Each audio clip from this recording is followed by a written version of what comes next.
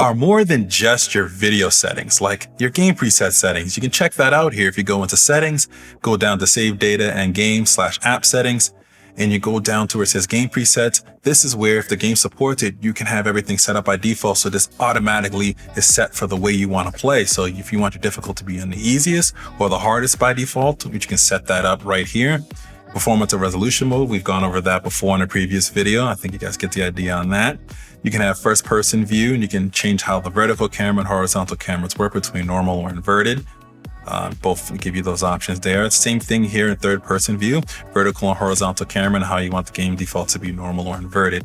You also have the option for choosing your subtitles if you want them to be displayed by default or off or on, and your audio language as well too.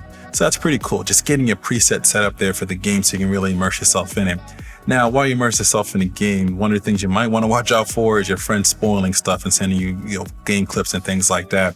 Here's where you can see, where you can warn about game spoilers for content and things that will display stuff about that. This is only for PS5 games, and you can have it set to only spoilers identified by the game developer, so everything you haven't seen yet. So if you want to make sure you can see everything for the first time genuine, you probably want to leave that on so it warns you there. Nice and easy about that. Now, speaking of those warnings that can come up in notifications, let's take a look at notifications and how you can customize this out to your heart's desire.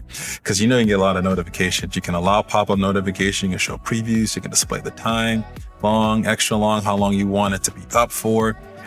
When your friends go online, what type of friends from games, all that sort of stuff you can just customize and do very deeply in here. And you can go by showing the pop-up, and you can say during the game, during videos, during broadcasts, when you want that particular notification to show up, or if you don't want it to show up at all, you can just turn it right off. Such as game invitations, maybe you just want to turn it all off and it always hides it, or you only want it during, games and broadcasts, but not during videos or something like that. You can have that there. Same thing with your trophies. Now, speaking of trophies, you can actually customize those as well too. So if we head back down here into captions and broadcasts, we go into trophies, and let's say you don't want, because of the storage on the PS5, you don't want necessarily to save every trophy, every screenshot with it.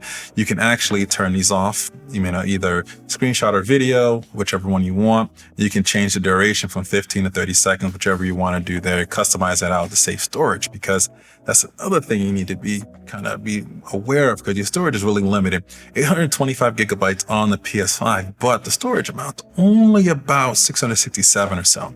So one of the things you want to do in storage definitely is extend your storage with a USB external drive. Now that it works properly, check my video out about that.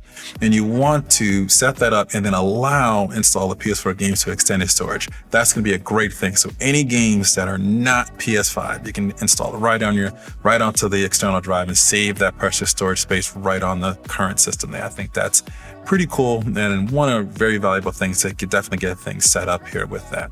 Now, I don't have a smooth transition to this, but you can customize the home navigation bar right here to your heart's desire. Also, by hitting the menu options right here, you can turn certain things off. You want the game base on, music on, broadcast, accessibility, whether the features network. If you want a sound and mic and you want all that off, you can just go like that, and it shortens the bar by a lot more. So if you just want only the specific things that you need, you get them right there, and it's a lot easier to sort of quickly get through and navigate to everything that you want to get to. Just makes things a bit simpler there. That's all this is sort of about here. Speaking of doing that, let's take a look at a couple other customizations, such as customizing your login. So if you go to users and accounts and you go all the way down the login settings, you can actually have it set to the login in PS5 automatically. So by default, it has a login screen. If you turn that on, whoever was the last person that was logged in will automatically log right back into that person. So if you only have one account, you can use that, and that can just be the default, so you don't have to press that button every time to log in.